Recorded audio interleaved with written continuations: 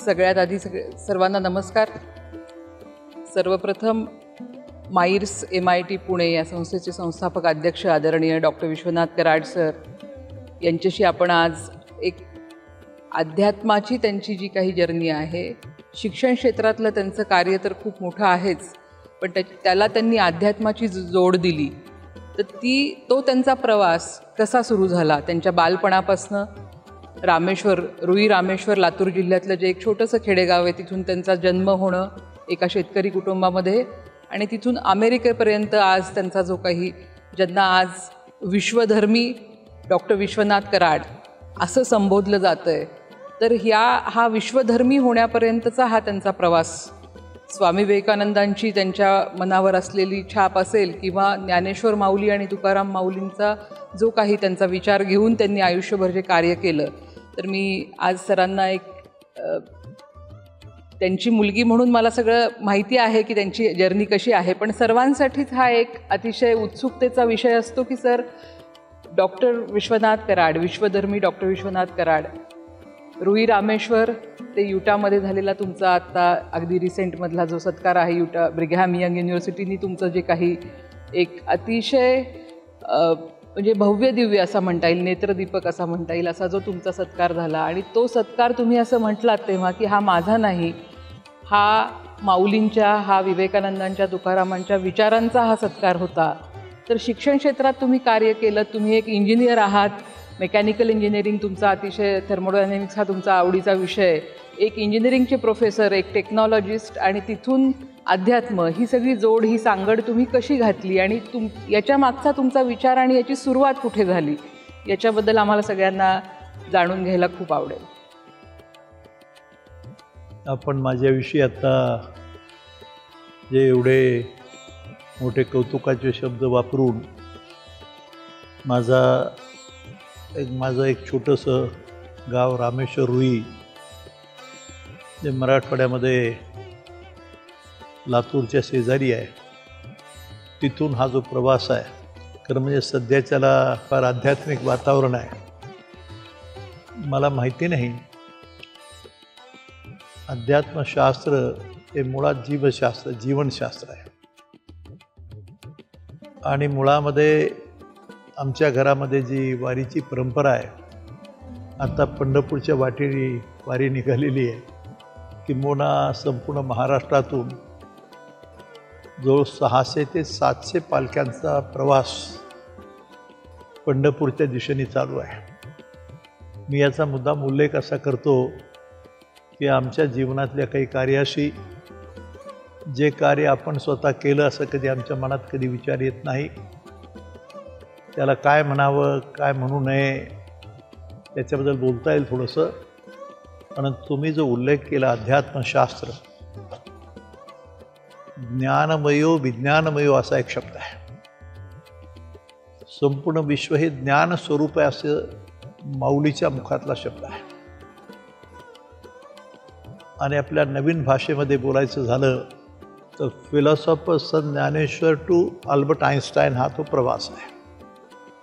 Einstein हा सध्याच्या नवीन modern युग ज्याला म्हणतो, सायंटिफिकली डेव्हलप्ड वर्ल्ड, आणि याच्यामध्ये समन्वय साधून मला खूप आनंद आहे की मला खरं म्हणजे इंजिनियर व्हायचं नव्हतं. मला इंजिनियर न होता मला कलेक्टर होण्याची काही भावना होती, पण हा नियतीचा खेळ आहे. हा जो प्रवास आहे, ह्या प्रवासाची दिशासुद्धा, तुमचा नियती या शब्दावर किती विश्वास आहे मला माहीत नाही, but it has been proved. आत्ता असं झालं की विवेकानंदांनी 1893 साली 130 वर्षापूर्वी जवळजवळ शिकागो इथे जे पहिलं पार्लमेंट झालं, त्याला धर्माचं पार्लमेंट म्हणतात, the first world parliament of religions असं म्हटलं. शिकागोच्या फुलर्टन हॉलमध्ये झालं होतं आणि तेव्हा भारताचा एक थोर सुपुत्र स्वामी विवेकानंद यांनी जाऊन त्या ठिकाणी जगातल्या सुमारे 5000 प्रतिनिधींना भाषण जेव्हा केलं आणि त्यांनी जे काही सिद्धांत बोलले, ज्याला एक विश्वाच्या कल्याणाचे, मानव कल्याणाचे मार्ग सांगितला. आणि तेव्हा त्यांनी एक शब्द वापरला होता. या गोष्टीचा संदर्भ आपल्या जीवनाशी असल्यामुळं मी हे तुम्हाला सांगतो आहे.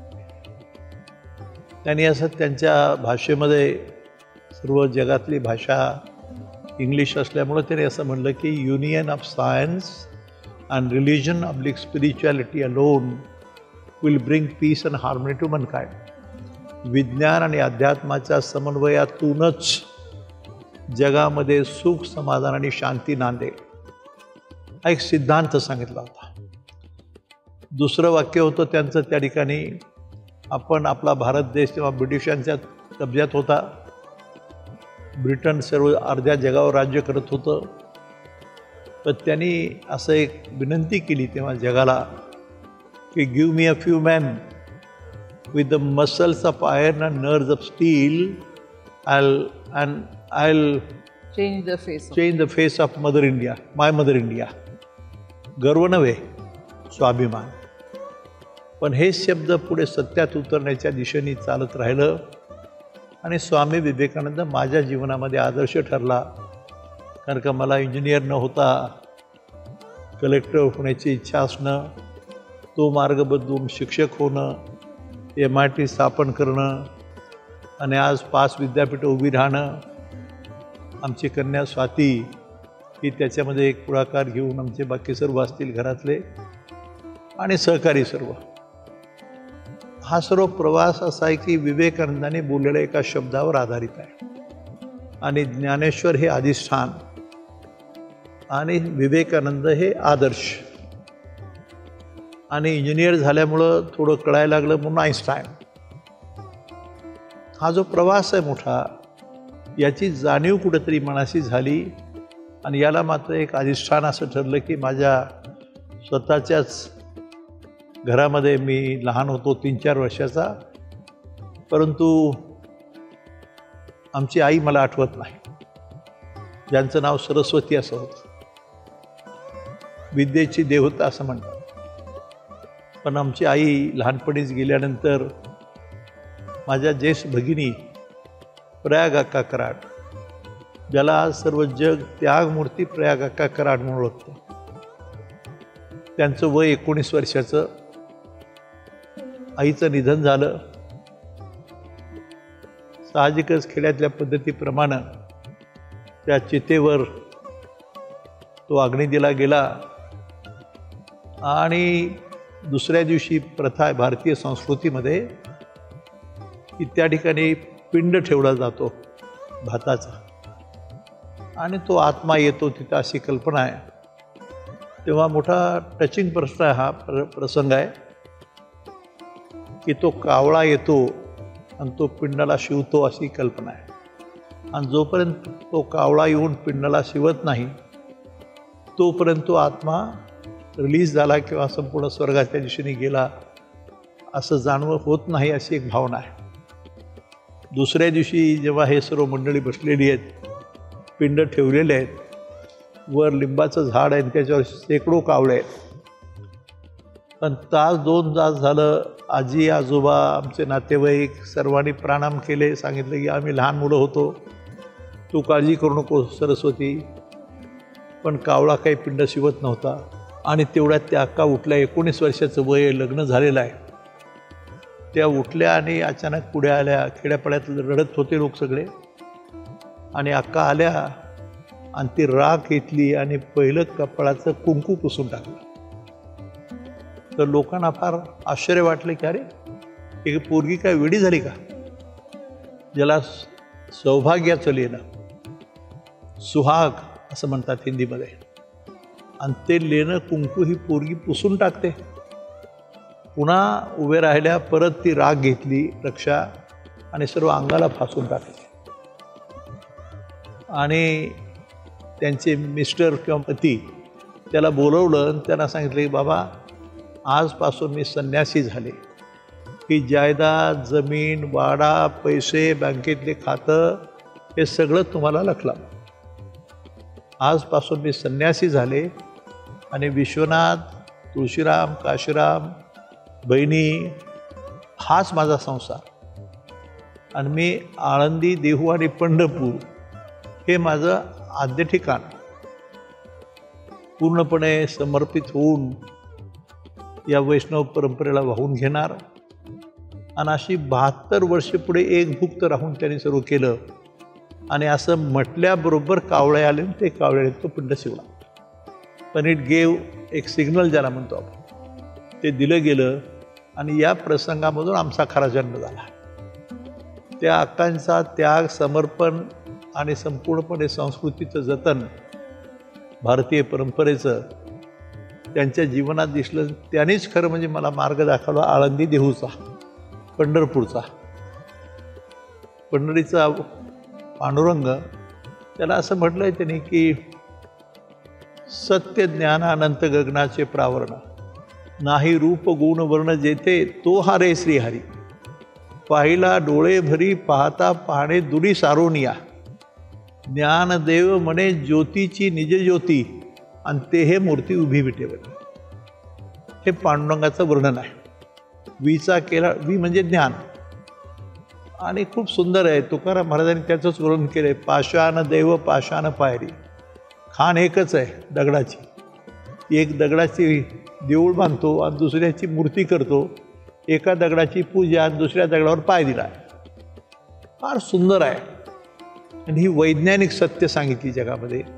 त्याचं हे प्रतीक मानवतेचं अतिशय सुंदर स्वरूप. मानवतेचं महासंमेलन आहे खरं म्हणजे. ही वारी जी आहे तुमची आता पंढरपूरला 15-16 तारखेला जी होणारी, किंवा शेकडो वर्षापासून जी वारीची परंपरा आळंदीत सुरू झाली, हैबत बाबांच्या माध्यमातून सुरुवात, ज्ञानेश्वर माऊली आणि पुढे तुकाराम महाराज, ही परंपरा चालू राहिली. हा एक मानवतेचा सुंदर संदेश आहे आणि भारतीय संस्कृतीचं खरं दर्शन आहे. आता भारतीय संस्कृती कशाला म्हणावं आणि इतरांना वाईट म्हणायचं काही कारण नाही. याती कुळ माझे गेले हरपुणे असं म्हटलं आहे. ज्ञानेश्वर माऊलींनी माझं असतं, मला तर कधी कधी असं जाणवतं, मला माहीत नाही का आता मी इंजिनियर झालो, काही प्रोफेसर झालो, काही शिकवण्याचा प्रयत्न केला, परंतु हे करता करता कधी काळी जेव्हा मी या अप्पावळण चौकामध्ये इथं सर्वेईंग आणि गणिताचं पुस्तक घ्यायला गेलो होतो. मला इंजिनियर व्हायचं नव्हतं. संध्याकाळची वेळ होती, तेव्हा महिन्याचा खर्च 20-25 रुपये असायचा. आणि मी ते सर्वेईंग आणि गणिताचं पुस्तक मागितलं, तर त्यांनी मला म्हणलं, अरे बाळ, पाहतो आहे का नाही शिल्लक कॉपी, पण तोपर्यंत हे पुस्तक बघ, चांगलं आहे, तुला आवडेल. आणि मग त्यांनी एक छोटं पुस्तक टाकलं माझ्यासमोर. त्याचं नाव होतं 10 पेक विवेकानंदा. आणि मी ते सहज पुस्तक चाळत होतो आणि हीच वाक्य मगाशी जी उच्चार केला ती वाक्य वाचली. आणि त्याची किंमत होती 4 आणे त्यावेळेसची, 1/4 ज्याला म्हणतो आपण. आणि ते पुस्तक मी विकत घेतलं. ते पुस्तक ओरिजिनल मिळालंच नाही. आणि ते पुस्तक मी जवळजवळ प्रोफेसर होईपर्यंत माझ्या खिशात होतं. याच्या पाठीमागे मोठा भावनिक विषय आहे. आणि विवेकानंद हा माझा जीवनातला आदर्श आणि हे अधिष्ठान ज्ञानोबा, तुकोबा आणि पांडुरंग, असा हा प्रवास आहे. आणि वैज्ञानिक अध्यात्मशास्त्राची भजनशील आहे. हा सायंटिफिक सिद्धांत आहे. मी जे बोलतोय की प्रत्येक मनुष्याचा जीव, the smallest of the smallest living cell, प्रत्येकाच्या देहामध्ये एक देह आहे, एक बुद्धी आहे, एक आत्मा आणि मन. मन चंचल आहे, मन स्थिर नाही. मनाची केमिस्ट्री काय असा प्रश्न होऊ शकतो सध्याच्या युगामध्ये. आता गुगल, फेसबुक, IT, कम्प्युटर हे जे शब्द आहेत, तर ही त्याची सिद्धता आहे ईश्वरीय शक्तीची. याच्याकडे तुम्ही कसं पाहता माहीत नाही, पण हा जो अत्यंत अदृश्य स्वरूपामध्ये ही जी शक्ती कार्य करते, आणि ब्रह्मांडाचं स्वरूप, संपूर्ण विश्वाचं स्वरूप काय, तर तुकाराम महाराजांनी सांगितलं, अणुरेणू थोकडा तुका आकाशा एवढा. हा तो सिद्धांत आहे. The smallest of the smallest of the small particle of the universe. पण कसा? विश्वाला व्यापून टाकणारा तो मी. हे जगद्गुरूंचं भाष्य आहे. आणि जगद्गुरूंचं तुकाराम महाराज असतील, नाथ महाराज असतील, किंवा जगातले सर्व महात्मे असतील, या सर्वांच्या मुखातून हे सिद्धांत बोलले गेले. त्याला चुकून आध्यात्मिक म्हणजे अंधश्रद्धा म्हटलं गेलं. सर म्हणजे बरेचदा असं होतं की म्हणजे हे ऐकण्यात आलेलं आहे, it is been we have heard this की तुम्ही आता हे जे सगळं अध्यात्माबद्दल सांगता हे करता, तर बरेचदा असं होतं की लोकांना वाटतं की बाबा एका वयानंतर माणूस देव धर्म अध्यात्म असा विचार करतो. पण तुमच्या कार्याची सुरुवात किंवा तुमच्या ह्या विचारांची, ह्या भावनेची अध्यात्माकडे किंवा आळंदी देहू परिसरची जी काही विकास समितीची स्थापना झाली, तिथलं जे कार्य तुम्ही सुरू केलं, तर ते तुम्ही असं एक आम्हाला त्याच्याबद्दल जाणून घ्यायचं की तुम्ही इंजिनिअरिंगला असताना म्हणजे अगदी 20व्या वर्षीच तुम्हाला कुठेतरी ते तुमचं नातं जे जोडलं गेलं आळंदीचं, तर त्याच्याबद्दल तुम्ही सांगितलं तर. कारण बरेच जणांना असं वाटतं की हे एका वयानंतर माणूस ह्या गोष्टींकडे वळतो, पण आपल्या बाबतीत मला वाटतं की तुम्ही अतिशय यंग तुमच्या एजपासनं तुम्हाला तिकडे जी ओढ होती आणि त्याच्यानंतर तुम्ही MITच्या स्थापनेनंतर आळंदी देहूशी कसे तिथे जोडले गेला आणि ते सुरुवात तुम्ही त्या कार्याची केलीत. मला अतिशय आंतरिक समाधान एका गोष्टीचं आहे की प्रत्येकाचा जन्म कुठे व्हावा, कसा व्हावा, कोणाच्या पोटी व्हावा, याचं काही कॉम्प्युटराईज सिस्टीम आहे का, हा कॉम्प्युटर आहे का असं वाटतं.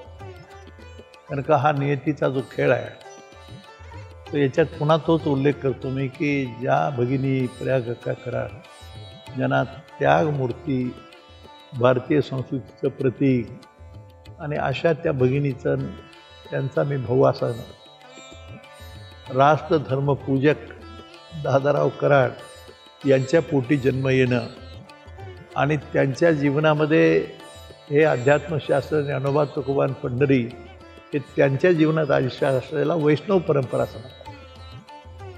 त्या मार्गामुळं खरं म्हणजे मी आळंदीला जाण्याचा योग आला. मी इंजिनियर असतानाच BA व्हायच्या अगोदर अक्का आणि त्यांच्या सहकारी जेव्हा आळंदीच्या वारीला यायच्या, मी रामेश्वरून जेव्हा सोलापूरला आलो, पुढे आलो, तो मार्ग फार मजेशीर आहे. मला माझ्या जीवनात मला माहीत नाही हे का सुचलं, का वाटलं, परंतु मी जेव्हा त्या गोपाळबुवा महाराजांच्या चरणी नमस्कार करत असे, तर माझी मागणी जीवनात जी होती पूर्वी तीच आजही आहे. फक्त एक शब्द बदलला आहे. तो विषय असा आहे की मी परमेश्वराला प्रार्थना करत असे की मला सद्बुद्धी दे, हा पहिला शब्द होता. आणि माझ्या मनात दुसऱ्याबद्दल कधी वाईट विचार येऊ देऊ नको. आणि तिसरी मागणी होती की माझा पहिला नंबर येऊ दे. आणि तो येत गेला. पण ही जी प्रार्थना आहे, हीच प्रार्थना मी आजही जगात जर ईश्वर नावाची कल्पना असेल तर तीच प्रार्थना मी करतो की मला सद्बुद्धी दे, दुसऱ्याबद्दल वाईट विध्वंसक विचार येऊ देऊ नको, आणि आता पहिला नंबर नाही पण जगामध्ये विश्वशांती नांदू दे असं प्रार्थना करतो. तिथे सुरुवात आहे त्याची. अक्का जर आळंदीला आल्या नसत्या किंवा देहूला नसत्या, पंढरपूरला नसत्या, तर मी तिकडे वळलो नसतो. कदाचित शिकल्यानंतर अमेरिकेला गेलो असतो किंवा काही झालं असतं. पण हे न होता हे होण्याचं कारण असं आहे की आळंदीमध्ये अक्का जेव्हा त्या आंघोळीला जायच्या इंद्रायणीमध्ये अतिशय घाण पाणी असायचं. आणि एकदा तर त्याच घाण पाण्यात हातपाय धुवून मार्च महिना होता आणि तिथून देवळात दर्शनाला जायचं, तर ते अतिशय घाण म्हणजे इतकं किळसवालं पाणी, त्यात अगदी लहान किडे आळ्या असं. आणि तेच पाणी अक्काने जेव्हा तीर्थ म्हणून घ्यायला सुरुवात केली, ती 87 सालची गोष्ट आहे. आणि ते पाणी घेताना मला एवढं वाईट वाटलं की इतकं घाण पाणी ह्या पित आहेत, तर मला राहवलं नाही. मी त्यांच्या हातावर फटका मारला आणि मला अक्काबाई फार घाण पाणी घेऊ नका. तर मला एवढंच म्हणलं, मी BE ला होतो तेव्हा, मला अक्का एवढंच म्हणल्या की शिकून लई शहाणा झालास का, आणि जर लई शहाणा झाला असला तर लाव ना दिवा इथं काहीतरी. तिथे याचा उगम आहे. त्या दिवशी इथं काहीतरी घाट बांधावा छोटासा, 100 दगडाचा तरी, अशी कल्पना केली आणि कार्याला सुरुवात झाली. पुढे मोठा इतिहास आहे की मग आम्ही बाळासाहेब भारदे असतील, साखरे महाराज असतील, पद्मश्री शंकर बापू आपेगावकर सारखी माणसं असतील, उत्तरेश्वर पिंपरीचे माऊली असतील, सेलार मामासारखी माणसं, ही माणसं का भेटली, कुठून भेटली, का आली माहीत नाही. परंतु ह्या कार्याला वाहून घेणारा एक वर्ग, कीर्तनकार, प्रवचनकार, खरे जाणकार, आणि या सर्वांचा भेट होणं आणि पहाटे महापूजेच्या वेळेला हे गावडे सर म्हणून आमचे सर होते, गुहाड होते, यांच्या माध्यमातून पूजेला जाणं, तिथं संकल्प होणं, श्री क्षेत्र आळंदी द्वीपरिसर विकास समितीची स्थापना ही 87 साली होणं आणि 87 सालापासूनचा हा प्रवास आहे. आणि 30 वर्षापूर्वी मी पहिलं आर्टिकल लिहिलं. इंजिनियर असल्यामुळं नगरेची रचावी, जलाशये निर्मावी, महावने लावावी नानाविध, ही ओवी ज्ञानेश्वरीमध्ये आहे. तर मला आश्चर्य वाटलं की ज्ञानेश्वर 16 वर्षाचं वय. ज्ञानेश्वरी ही भगवद्गीतेवरचं भाष्य लिहिलं गेलं, वय किती? 16. मुद्दाम एक दुसरं वाक्य सांगतो. छत्रपती शिवरायांचं वय 16 आणि रायगडावर रायरेश्वराच्या मंदिरामध्ये त्या शिवाच्या पिंडीवर तलवारीने करंगळी कापावी, ती धार धरावी आणि हिंदवी स्वराज्याचं स्वप्न व्हावं. नावं राजकारण बोलू नये, पण हिंदू, मी हिंदू, आपण हिंदू आहोत, पण हिंदवी स्वराज्य, रयतेचं राज्य, सर्व जाती धर्मांचं मिळून ते हिंदवी स्वराज्य, त्याचं वय आहे 16. आणि तथागत गौतम बुद्ध ज्यांनी पंचशील लिहिलं, त्यांनी पंचशील सांगितलं की राग, लोभ, भ्रष्टाचार, वाईट वागणं करू नका, ते पंचशील आणि माऊलीचं पसायदान. आता विश्वात्मके देवे येणे वागेदने तोषावे, तोषोनी मदत हवे पसायदान आहे. सर्व मानवतेचं कल्याणाचं मागणं तिघांची वय 16-17 आहे. आता हे काय नियती आहे? ही नियती काय आहे? आणि त्याचे आपण एक भाग आहोत. आवर ओन लाईफ, हा जीव, त्याला आत्मा, परमात्मा म्हणतो आपण, ह्या सर्वांचं चिंतन खूप सखोल आहे. पण याला वैज्ञानिक बैठक आहे एवढंच फक्त आम्हाला कळलं. मी नुसताच वारकरी असतो किंवा प्रवचनकार असतो तो काय ते झालं नसतं. पण मी वैष्णव परंपरेचा पाईक आहे.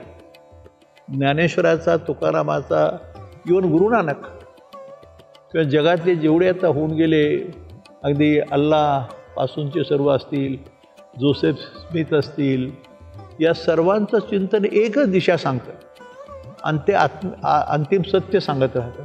त्याची ही पूजा आहे. पंढरीची वारी ही महासंमेलन आहे. हे एकत्र येणं, याच्यामध्ये लोकांना काय शिकवलं जातं, कसं राहावं, कसं राहू नये. धर्मग्रंथ असं म्हटलं शब्द. धर्म याचा अर्थ कर्तव्य. विवेकानंदांनी सांगितलं धर्म काय आहे? धर्म म्हणजे स्वतःचं कर्तव्य, आईप्रती, वडिलाप्रती, समाजाप्रती, देशाप्रती आणि सर्व जगाप्रती. वसुदैव कुटुंबकम असा शब्द आहे. वर्ल्ड ॲज वन फॅमिली, ज्याची पूजा झाली परवा सॉल्ट लेकमध्ये अमेरिकेत. आणि मला डिलीट दिली हा महत्त्वाचा विषय नाही आहे. डिलीट पदवी मिळवणं आनंद आहे, समाधान आहे. परंतु त्या ठिकाणी ज्ञानेश्वर तुकारामाच्या विचाराचा गजर होता. ज्ञानेश्वर तुकारामापासून आईन्स्टाईनपर्यंत, म्हणजे तुकाराम महाराज टू न्यूटन आणि संत ज्ञानेश्वर टू आईन्स्टाईन, हा लेख लिहून आता 35 वर्ष झाली. आता मला का लिहावं वाटलं, मला काय शोधलं त्याच्यामध्ये, त्याला ज्ञान शब्दाचा अर्थ कळला. म्हणून आळंदी ही ज्ञानाची भूमी.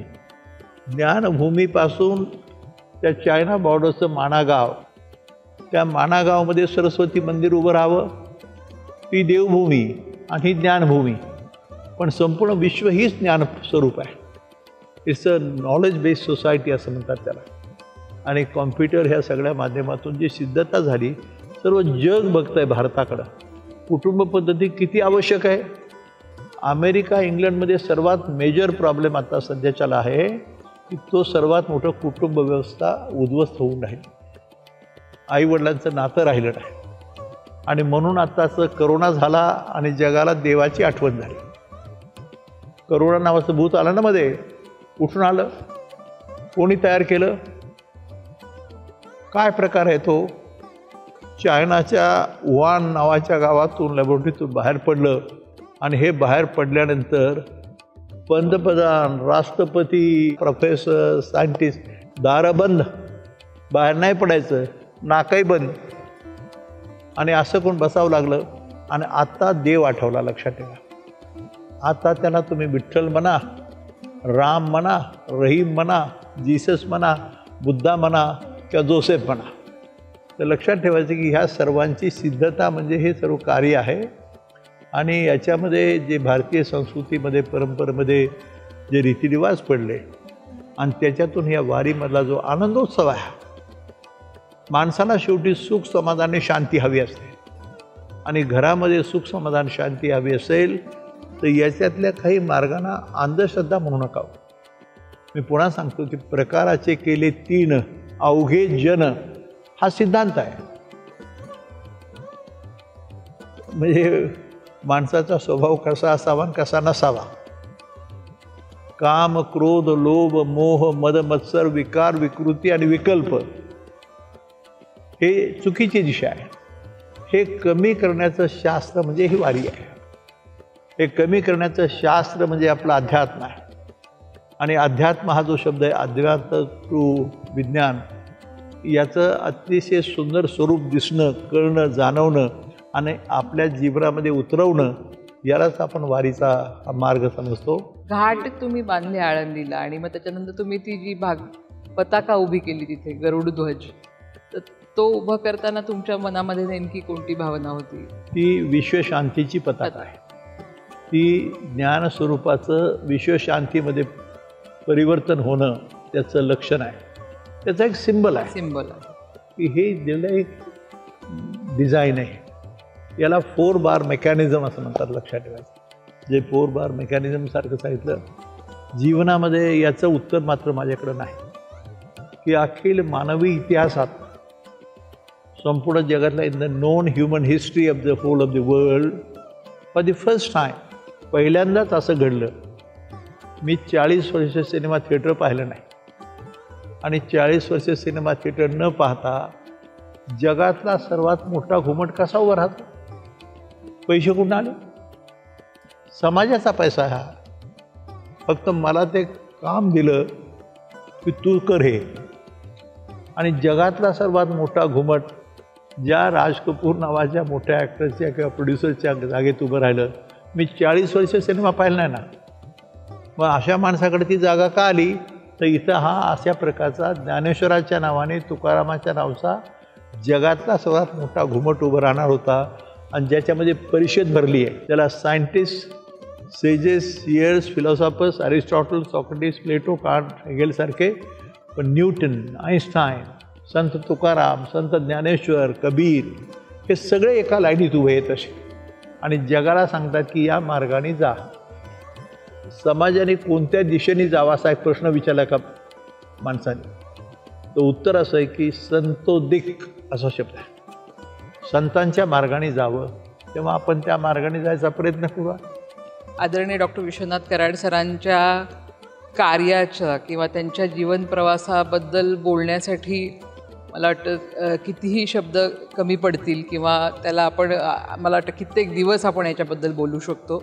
आत्ता सरांनी आपल्याला जे काही त्यांच्या आठवणी सांगितल्या किंवा त्यांचा प्रवास तो कुठून सुरुवात झाली, त्यांनी ज्या आठवणी सांगितल्या अक्कांबद्दल असतील, आळंदीमध्ये त्यांनी जे पाहिलं अक्कांसोबत, आणि तिथनं त्यांचा तो जो प्रवास सुरू झाला. आणि कसं असतं की मी जेव्हा एक मुलगी म्हणून सुद्धा हे सगळं ऑब्झर्व करते, तेव्हा मला असं दिसतं की ते अतिशय विनम्रपणे म्हणतात की मी हे केलं नाही, हे माऊलींनी माझ्याकडनं करवून घेतलं. पण त्याच्यातच आपल्याला दिसतं की माऊलींनी त्यांच्याकडनं करून घेणं म्हणजे ते कुठेतरी त्यांचा तो जो काही, ते इतकी पुण्याई त्यांची मी असं समजते आहे की आजोबांचं त्यांनी नाव घेतलं. आमचे दादाराव कराड, त्यांचे वडील जे होते किंवा त्यांच्या आई होत्या ज्या लहानपणीच गेल्या, आणि अक्कांनी त्यांना मोठं केलं.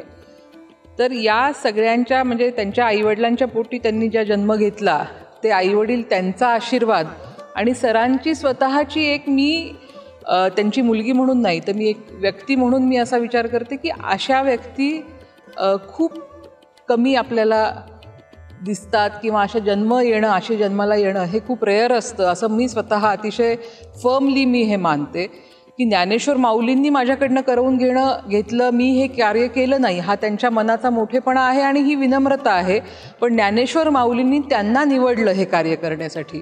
म्हणजे नुसतं शिक्षणाचं कार्य तर खूप मोठं त्यांचं आहे, कारण की आज आपण महाराष्ट्रात जे बघतो, जे ट्रान्सफॉर्मेशन आपण IT इंडस्ट्रीमध्ये असेल, ऑटोमोबाईलमध्ये असेल, हे जे सगळं ट्रान्सफॉर्मेशन घडलं आहे, ही जी इंडस्ट्रीयल ग्रोथ झाली आहे, याचा पाया सरांनी रचलेला आहे. 1983मध्ये प्रायव्हेट इंजिनिअरिंग कॉलेजेसची जर का सुरुवात झाली नसती तर कदाचित आज जे इंजिनिअर्सची गरज आहे ती फुलफिल होऊ शकली नसती. म्हणून माझं नेहमी असं मानणं आहे, आणि हे सगळ्यांनीच मान्य केलेलं आहे, की आदरणीय कराड सरांनी टेक्नॉलॉजिकल एज्युकेशनमध्ये जे transformation with private engineering colleges केलं, हा देखील एक मोठा त्यांच्या मागे आशीर्वाद आहे. म्हणूनच ते एका छोट्या खेड्यातून येऊन, त्यांच्याकडे कोणतीही मोठी पुंजी नसताना एक इंजिनिअरिंगच्या प्रोफेसरनी एवढं मोठं विश्व शिक्षणाचं उभं करणं, हा एक आशीर्वादच आहे त्यांच्या मागे असलेला. पण त्यासोबतच, कारण शिक्षण क्षेत्रातही कार्य करणारी अनेक मंडळी आहेत, पण सरांनी शिक्षण आत्ताच त्यांनी आपल्याला जे सांगितलं की 1986-87मध्ये त्यांनी आळंदी देहू परिसर विकास समितीची स्थापना केली. सो आपण हे पाहू शकतो की या शिक्षणासोबतच ते जे बोलतात ते त्यांनी कृतीत आणलं, की विज्ञान आणि अध्यात्माचा समन्वय हे त्यांच्या कृतीतनं त्यांनी दाखवून दिलं संपूर्ण समाजाला, देशाला नव्हे, सर्व जगाला. मी असं म्हणेन की शिक्षण आणि अध्यात्म, it has to go hand in hand, याचा त्यांचा जो ठाम विश्वास होता. आणि म्हणूनच 83मध्ये MITची स्थापना झाली आणि 1986-87मध्ये आळंदी देहू परिसर विकास समितीची स्थापना त्यांनी केली. तिथे ट्रान्सफॉर्मेशन घडवून आणलं. तिथे त्यांनी एक जो विचार रुचवला की तीर्थक्षेत्राकडून ज्ञानतीर्थक्षेत्रांकडे, transforming pilgrimage centres to knowledge divine centres. मला असं वाटतं आता एवढ्यामध्ये आमच्या स्वातीताईंनी ज्या पद्धतीने विश्लेषण सांगितलं, हा फार मोठा लांबलचक विषय, ज्यामध्ये हा वारसा, ही संस्कृती, ही परंपरा, ही अंधश्रद्धेचा भाग नसून जीवनाकरताचा एक मार्गदर्शक तत्वाचा भाग आहे. जीवन कसं जगावं, कसं जगू नये, असं मी मगाशी एक शब्द वापरला. मला असं वाटतं की जेव्हा माझे सन्माननीय मित्र, जगातला सर्वात महान कॉम्प्युटरचे तज्ज्ञ असणारे डॉक्टर विजय भटकर किंवा डॉक्टर माशेलकर, ज्यांनी पहिल्यांदा असं विचारलं होतं की तीर्थक्षेत्र कशाला म्हणावं, त्यांनी असं म्हटलं होतं, तीर्थक्षेत्र म्हणजे काय? तर मी म्हटलं तुम्ही सांगा, तुम्ही विद्वान आहात. तर ते म्हणाले की समजा इथे, मी असं म्हणालो होतो की या ठिकाणी नाव घेऊ नये, पण अत्यंत बलाढ्य श्रीमंत अशा व्यक्तींनी, जो अब्जाधीशच्या पुढचा आहे, त्यांनी सोन्याचा महाल बांधला समजा आळंदीत, तर ते तीर्थक्षेत्र होऊ शकतं का? तर नाही, असं उत्तर आहे. तिथं ज्ञानेश्वरच जन्मावा लागतो, तिथं तुकाराम महाराज जन्मावा लागतो, गुरु नानक जन्मावा लागतो, जीसस जन्मावा लागतो, त्याला तीर्थक्षेत्र म्हणतात. आणि the whole world is very curious. त्यांना कुतूहल आहे की अरे हा देश तर अशा प्रकारचं मूळ स्वरूप याचं आहे. मग ते वेदविद्या, आपल्याकडे जातीपाताचा फार शाप आहे, आपल्याला जातीपाताचा इतका शाप आहे.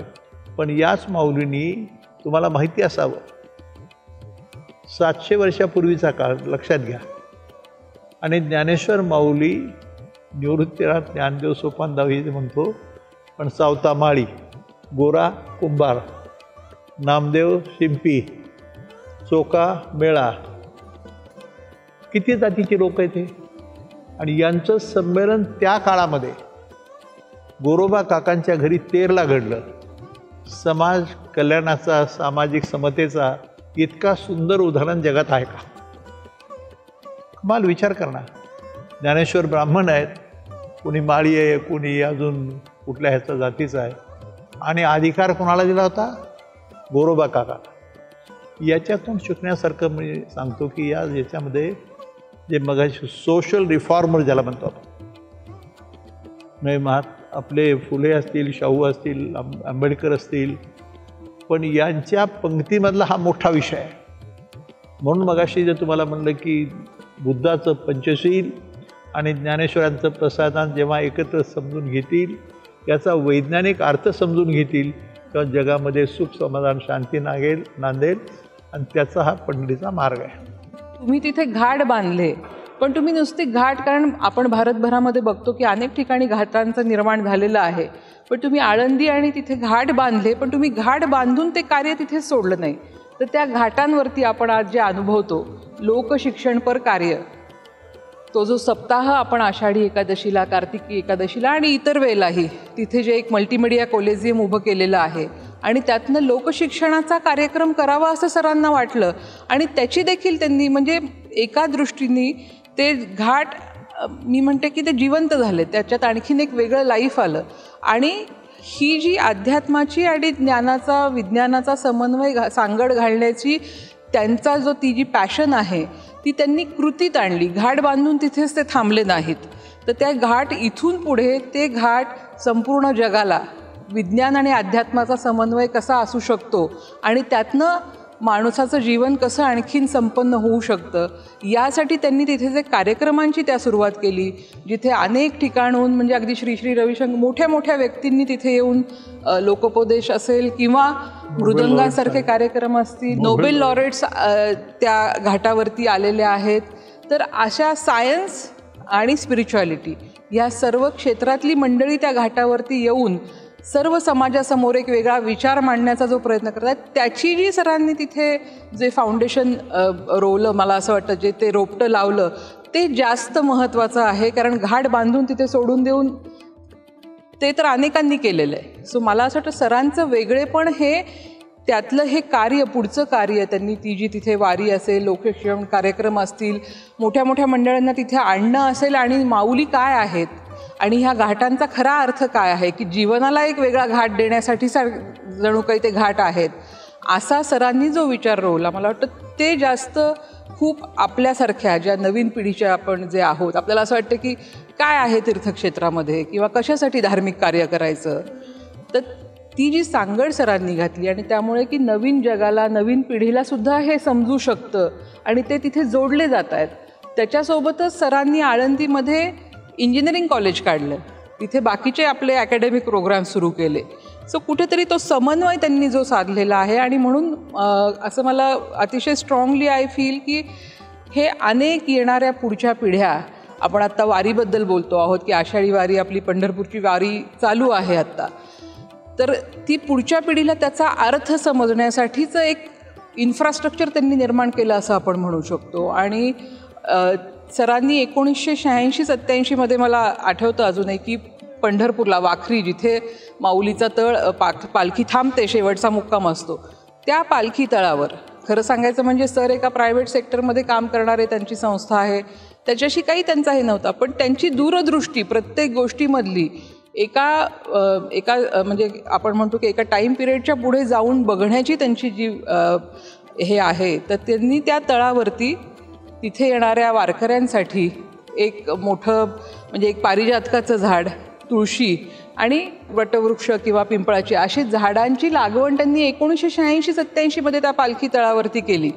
का तर इथे येणाऱ्या वारकऱ्याला माऊलीच्या फोटोला आणि ह्याला व्हायला पारिजाताची फुलं आणि तुळस पांडुरंगाला आपण वाहतो, या सरांनी तिथे ते कार्य केलं. त्यानंतर त्या पालखी तळावरती आपण सगळ्या वारकऱ्यांसाठी बाकीच्या सोयी केल्या, त्यांना आल्यानंतरच्या त्यांच्या स्नानाची असेल, बाकीची असेल.